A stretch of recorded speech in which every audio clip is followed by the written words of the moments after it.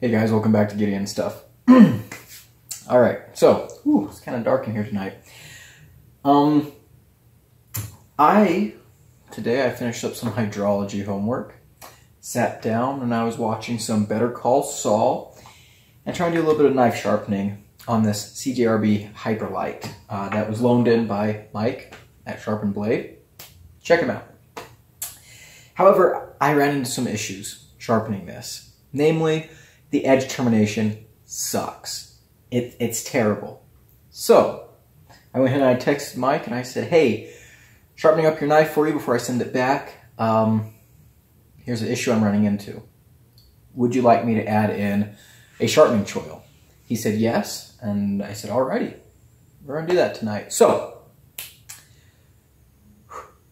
I figured, why not make a video showing how to do that? So, let's go ahead and take a look at what the problem is first. So, let's see if we can do this. You know what? I'm going to readjust. Alright, so here's a knife. And let me go ahead and grab my flashlight here. So, excuse the metal powder, but here we can see I started sharpening, cutting the angle in. This is going to be 20 degrees. Cutting in a new angle. And then we get back here and see that how it's different colors from there to there?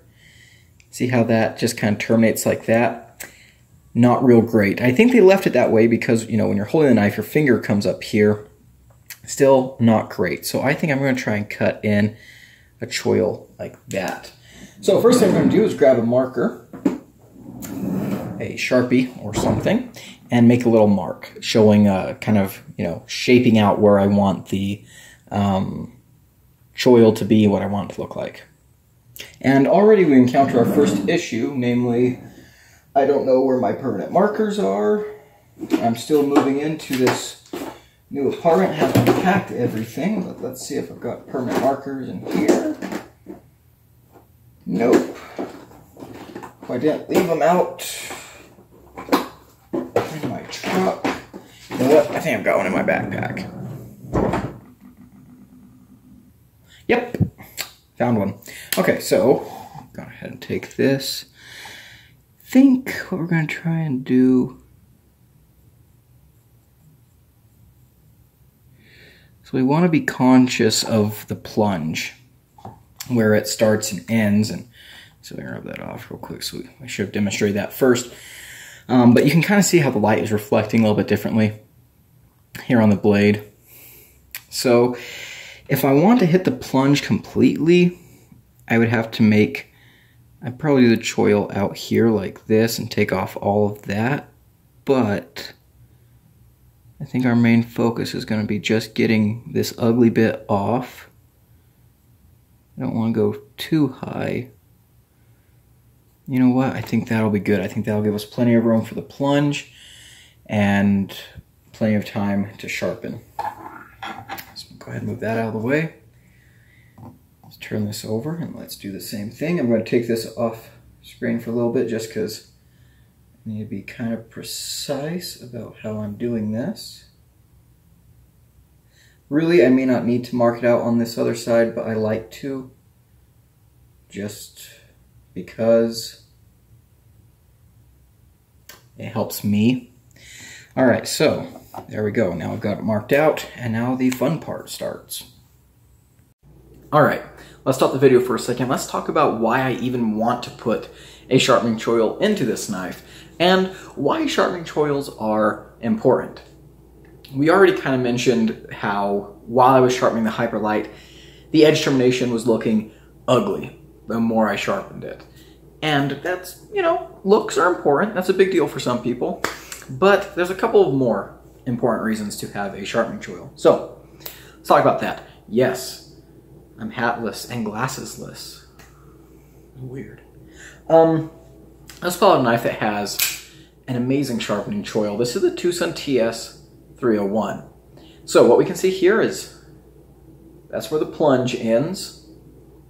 A lot of people think that the plunge ends at like the back of the blade. That's not always the case. You can see here how the light is reflecting differently, and it's you can see this white shiny triangle here, that little spot right there, that is the plunge, where the plunge ends.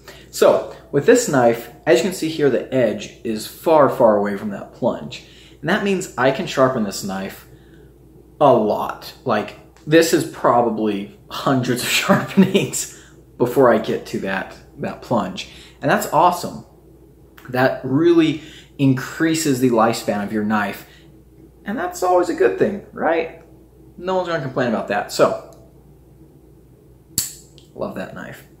Now, let's take out another Tucson, ironically, that does not have a sharpening choil. And that's this 338. No sharpening choil. As you can see here, the edge just kind of ends. And I might cut in a choil on this knife at some point. We'll see. And they did that so you can get your finger up here. However, I don't have very many sharpenings until I start hitting the plunge. And then that's going to thicken up the edge back here, and eventually it's going to shorten up my sharpened edge length. Not a whole lot, but still, it's going to shorten it up a little.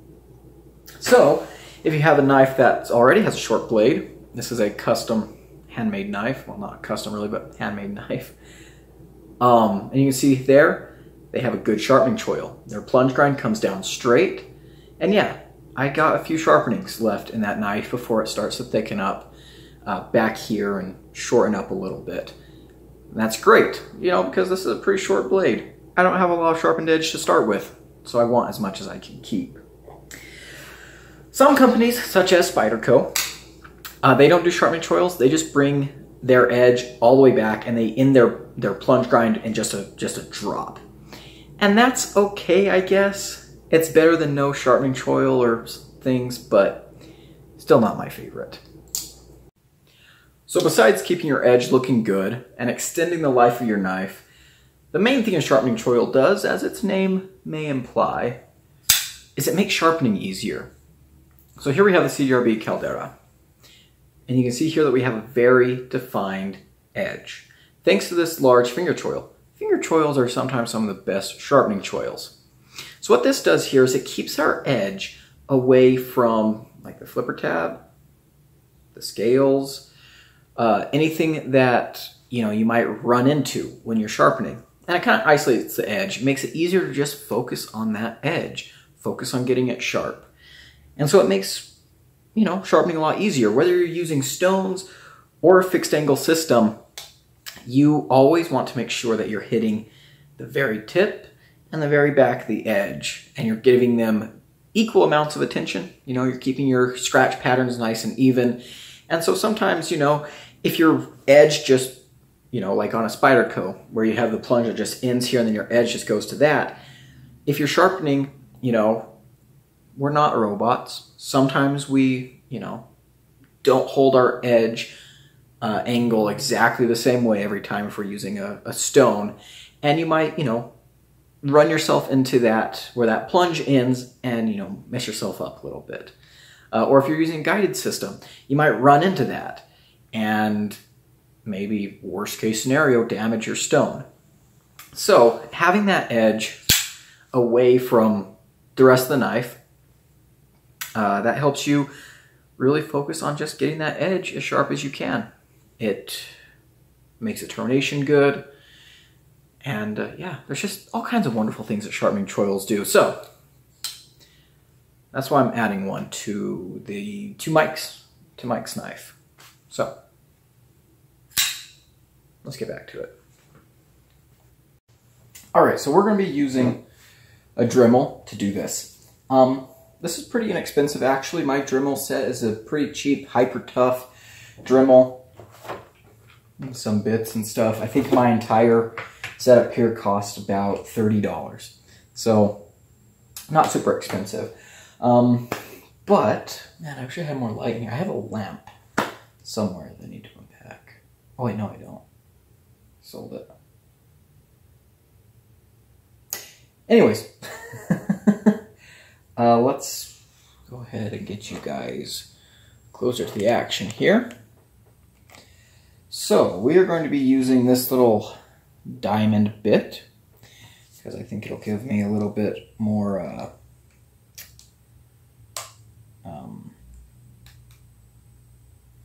what's the word I'm looking for? Control over the choil. It's nice and elliptical.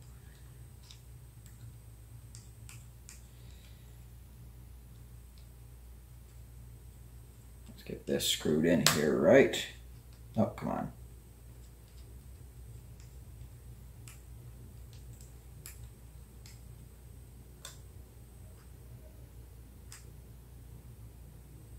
Screwed in all the way.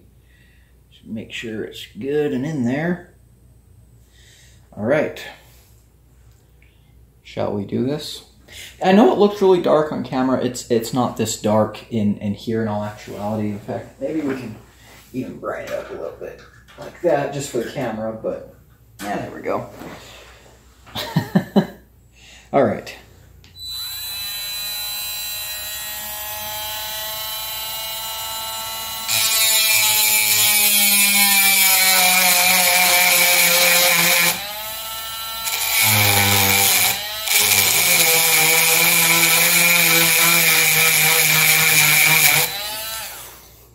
One more note, eye protection, maybe a respirator. Do this someplace more ventilated than here. And obviously I don't have access to a full-size clamp right now, but this seems to be doing the trick pretty well. So, I'll check in on you guys when the process is finished. Alrighty, we're back. Jeez, the lighting in here seems to get worse and worse. So, actually, let's go ahead and tilt down. So here's what we've got so far. You can see that there.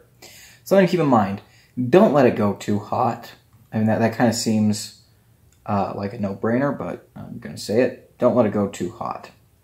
So we got our choil cut, and you can see I didn't go exactly as far up as I was going to. And that's because I think I actually pretty much got as much as I need to. I seem to be missing the plunge pretty well. So let's hold that up a little closer so you guys can see. Now what we're going to do is we're going to take a little bit of a softer Doomadad, and we are going to smooth those edges over.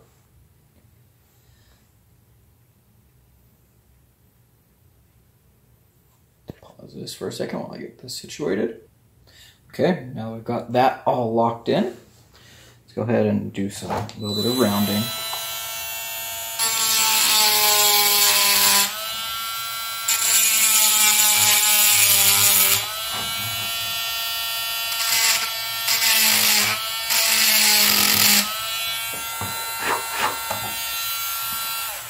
So, just one or two little passes at a time.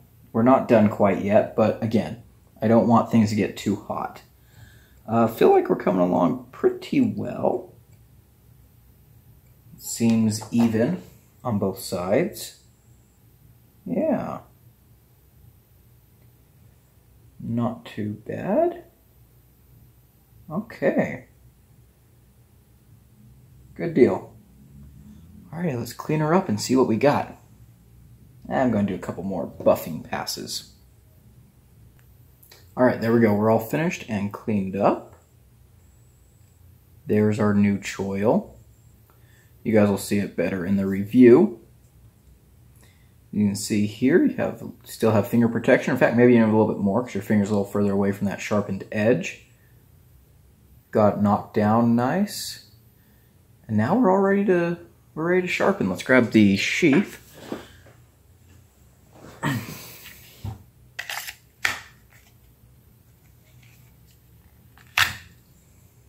Yeah, we have a knife that is now even more functional than it was before.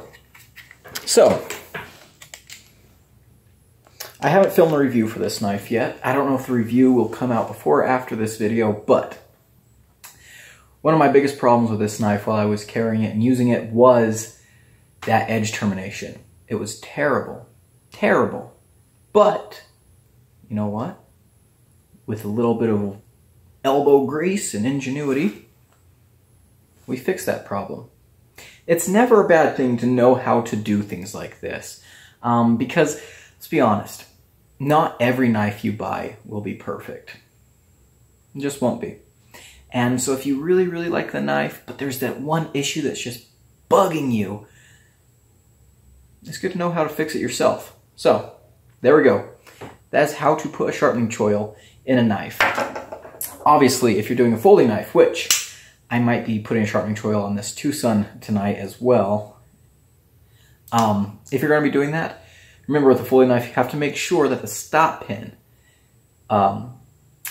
interfaces with a part of the blade that will not be affected by you putting in a choil. In a lot of cases, the part of the knife that hits the stop pin when it's closed is right where the sharpening choil should be. So, you know, just keep that in mind. Make sure you dot your I's and cross your T's. But I will say this is a much needed improvement to this knife.